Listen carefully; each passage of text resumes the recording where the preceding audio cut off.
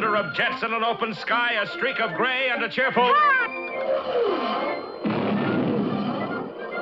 A loop, a whirl, and a vertical climb, and once again, you'll know it's time for the adventures of Rocky and Bullwinkle and friends. Starring that supersonic speedster, Rocket J. Squirrel, with his pal Bullwinkle the Moose, and a host of others. Hurry, Bullwinkle! The show's about to start! I'm coming as fast as I can. Wave to the people! Yay! Now what are you doing? Signing autographs. Let's see. John Smith. But your name is Bullwinkle. I know, but that's hard to spell.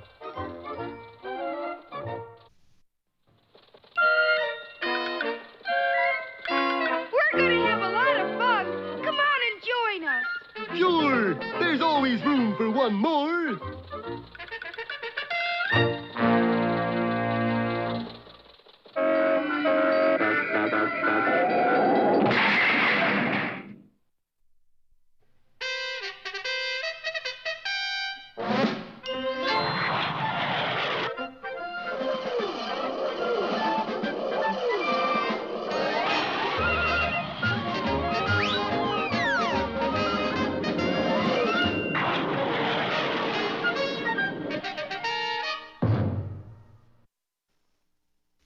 Our story opens today in a really ugly building in the really dreadful little country of Potsylvania, where the Supreme Council is faced with a serious problem. Gentlemen, the Supreme Council is faced with a serious problem. We already heard that, Anatole. Go on. Yes, fearless leader.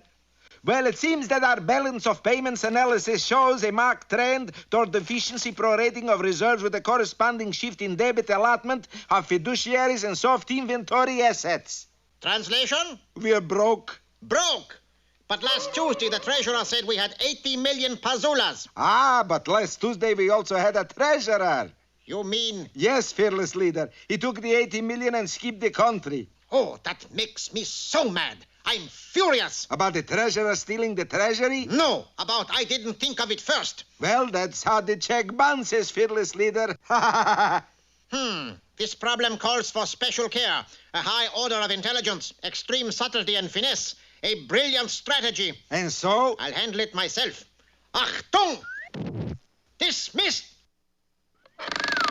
Those fools! Little do they know the answer lies just behind this door. And here it is. Potsylvania's answer to Bernard Baruch, the advisor vac. Yes, there on a park bench sat a large black box with a number of flashing lights and a Hamburg hat on top. A Potsylvanian mechanical brain. Tell me, dear old box, where can we find the money?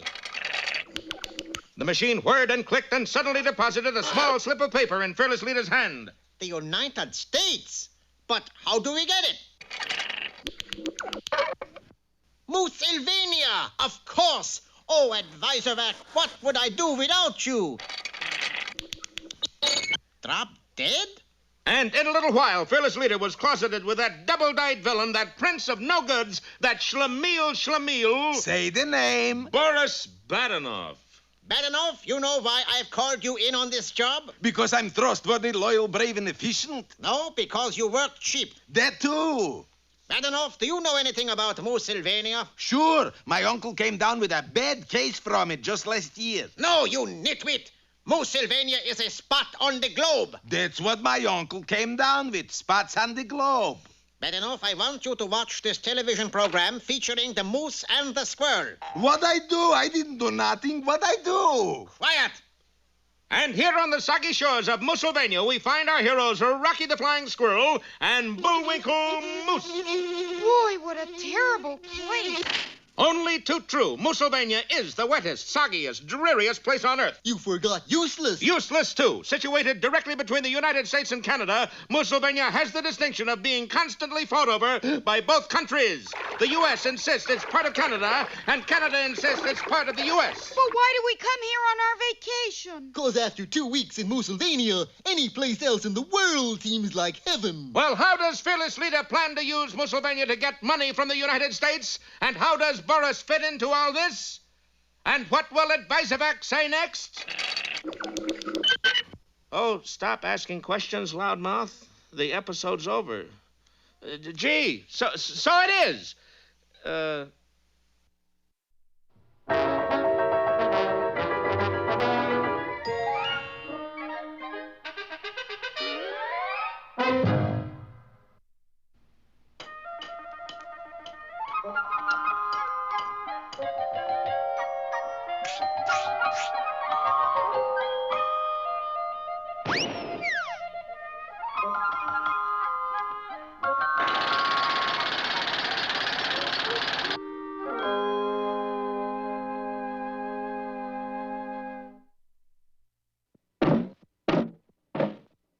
Junior, what are you doing? I just chopped down this old tree, Dad. Yeah, I noticed that, but why? 'Cause my girl and I have broken up. That is no reason to chop down a tree. Well, you see, I carved our initials on this tree last Valentine's Day, and I don't want to have to look at 'em anymore. How do you know she won't come back? Remember the old saying, he who loses faith loses all? How did you know my girl's name was Faith? I didn't, but I do know a fable that would help you to face the facts a little more clearly.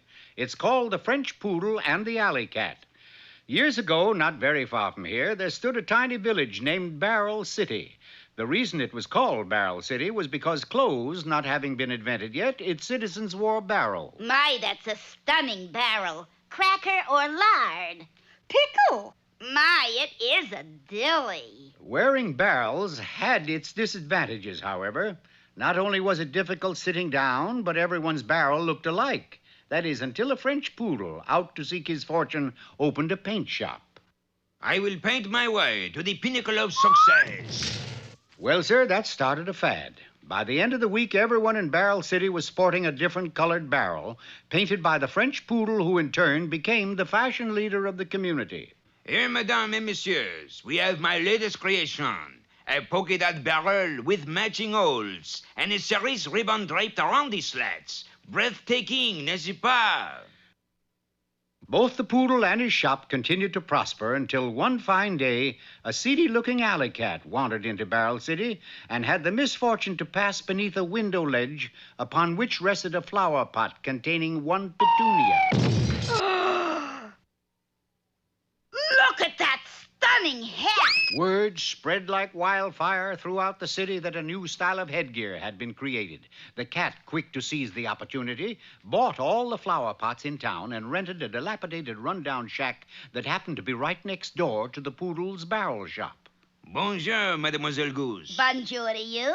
I suppose you're in the market for a new barrel. Quite the contrary. The new rage is flower pot hats. If this keeps up, I will be the Rupp-Bankted. That night, under the cover of darkness, the poodle, carrying a can of gunpowder, stole into the alley cat's hat shack. Striking a match, he lit the fuse. That should take care of him. But with the dawn came the sad realization that a slight faux pas had been committed, for instead of blowing up the cat shop, he had blown up his own. Are you having a fire sale this week? You little stinker, you are the cause of all this. But let the bygones be the bygones. Therefore, I would like to cement our friendship. That's okay by me. Bon. Now, in case you did not know, you have become quite famous, and people who are famous put their footprints in cement. Step into this bucket. The cat did, and the cement hardened fast.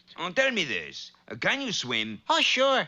With a bucket full of cement on your feet? Oh, no. That is all I want to know. Wasting no further time, he dragged the helpless cat to the riverbank and pushed him in. Au revoir!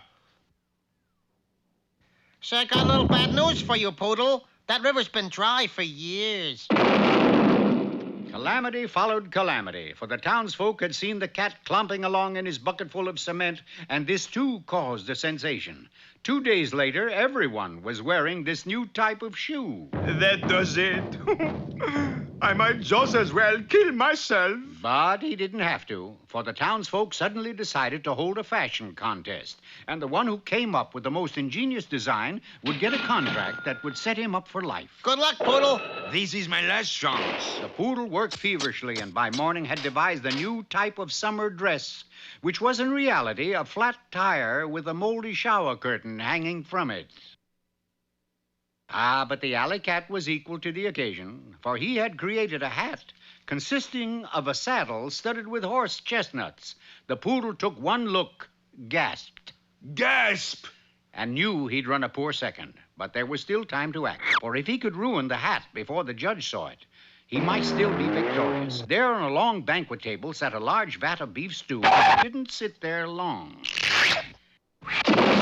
Well, sir, you'd never believe what happened. That cat still believed that his creation, even covered with beef stew, was still a winner. And he was right. Some fable, Pop. Well, I think it does prove that he who loses faith loses everything. It also proves something else. What? If the stew fits, wear it.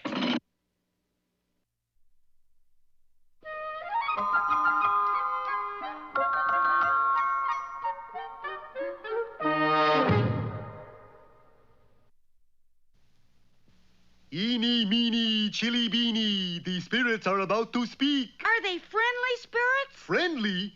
Just listen.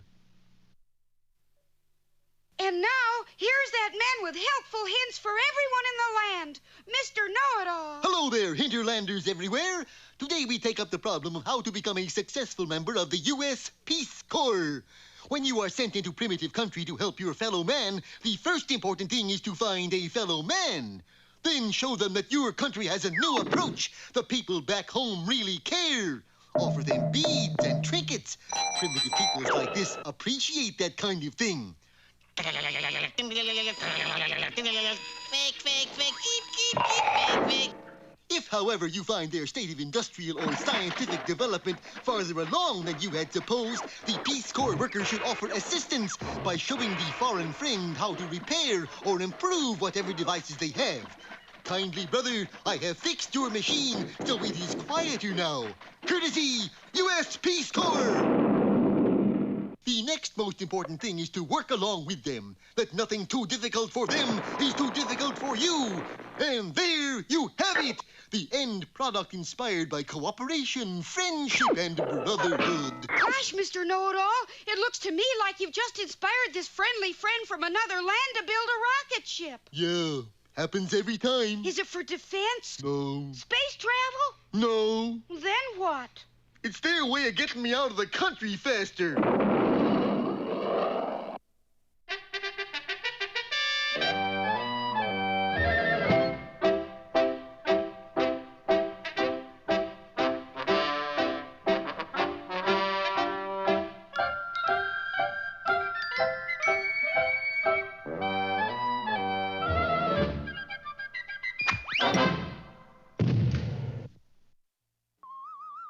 Hello again, Peabody and Sherman here, but not for long. We are just about to leave for Cambridge, England. And what's the year, Mr. Peabody? 1686, Sherman, where we shall meet that eminent mathematician and experimental philosopher, the man who proved the law of gravity with the falling of a falling apple, Sir Isaac Newton. The Wayback Machine responded beautifully, depositing Sherman and me at the base of an English apple tree.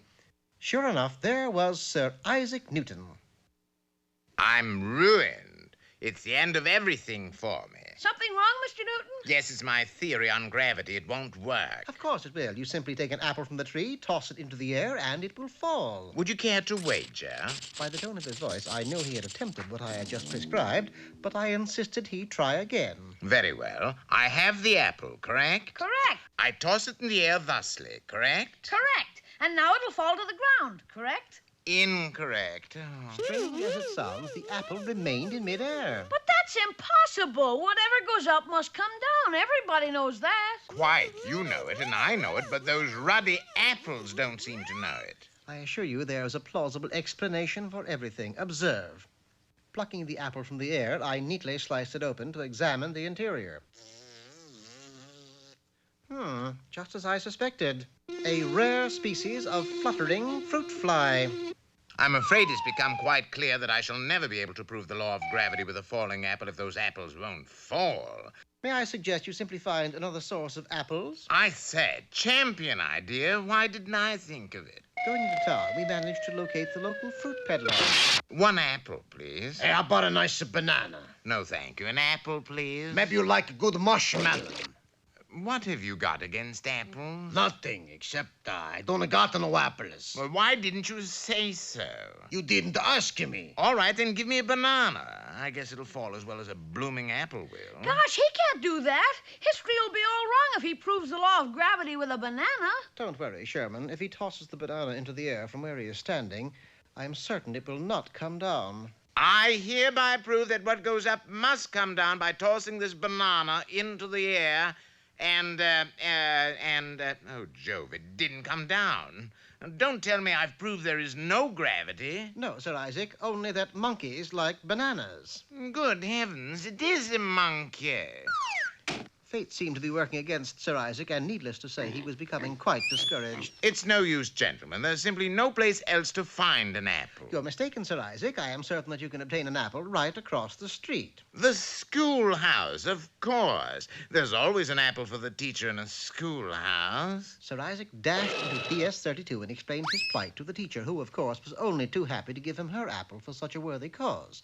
With success in sight, Newton happily ran from the school, only to have misfortune overtake him once more. The apple rolled from his hand with such force that it rolled for 2 blocks and directly into the Cambridge Polo Grounds, where it was quite naturally mistaken for the ball by one of the players. The apple was driven through the goalposts for the winning point, I might add, hit a spectator squarely on the head, flew high into the air where it came to rest, of all places, on top of a very high flagpole. That did it. This is one of those things you just can't fight. Oh, one moment, sir. I feel that at last you can prove your law of gravity with no further ado. Not with that apple, I can't. I could never climb way up there to get it. You don't have to. Taking Sir Isaac, I quickly positioned him directly beneath that flagpole. Then a glance at my watch told me my timing was perfect. But I don't understand. How can... Hold perfectly still, sir. You will know in exactly 4 seconds. 4, 3, 2, 1, now. As usual, my calculations were absolutely accurate. On the nearby Tower of London, the sunset gun was fired. That slight vibration shook the apple from its perch, and it fell, hitting Sir Isaac so that he was certain to notice, so that at last he was able to prove his theory. Boy, sometimes it's sure hard for famous people to get famous. That's right, Sherman. Isaac Newton's brother Peabody had his troubles before he became famous, too. Isaac Newton's brother Peabody? What's he famous for? Oh, he invented a cookie. Oh, Mr. Peabody, you don't mean... I certainly do. Peabody Newton was the inventor of the Fig Newton.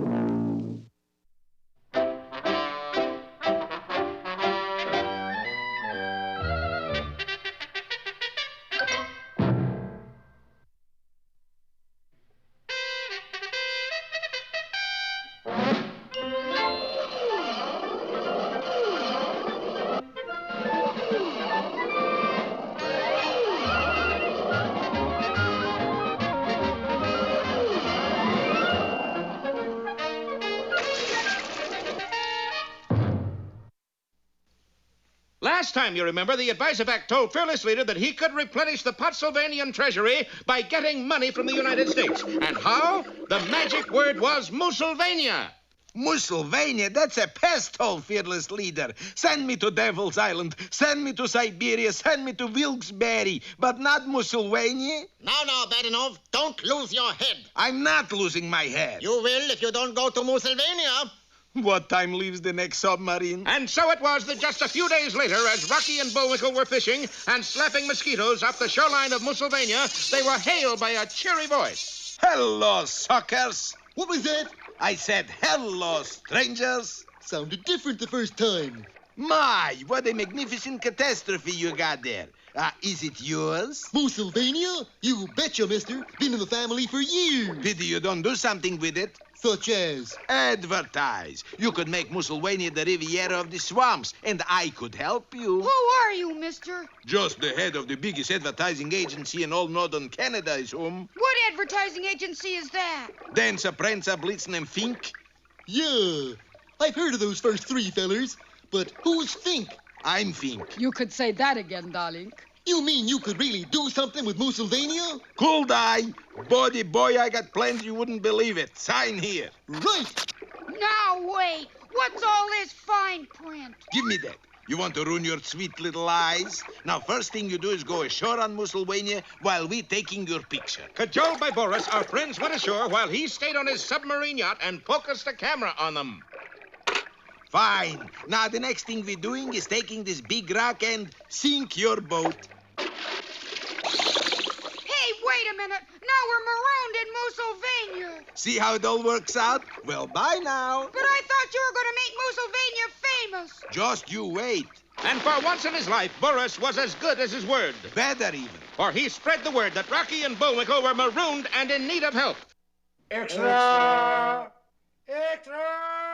Of course, the nation sprang into emergency action at once. With typical American foresight, 14 tons of surplus wheat germ was rushed by freight car to the swampy area, where it promptly sank from sight. Undaunted, the government began to airlift supplies into Moosylvania. In less than a week, the tiny island was heaped with all kinds of vital emergency rations.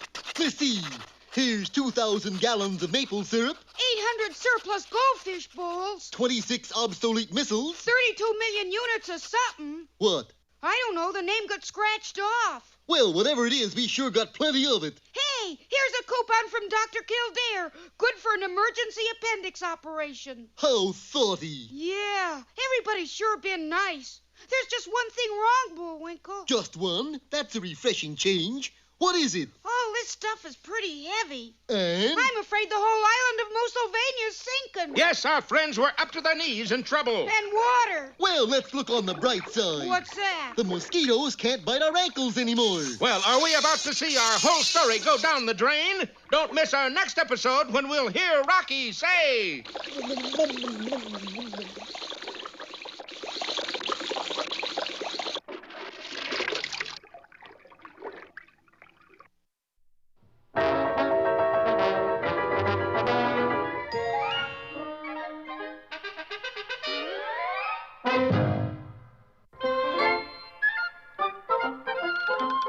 Well, it looks as if our time has just about run out. Mine must be a little slow. You got the credits, Bullwinkle? All on this itty-bitty card. Oop.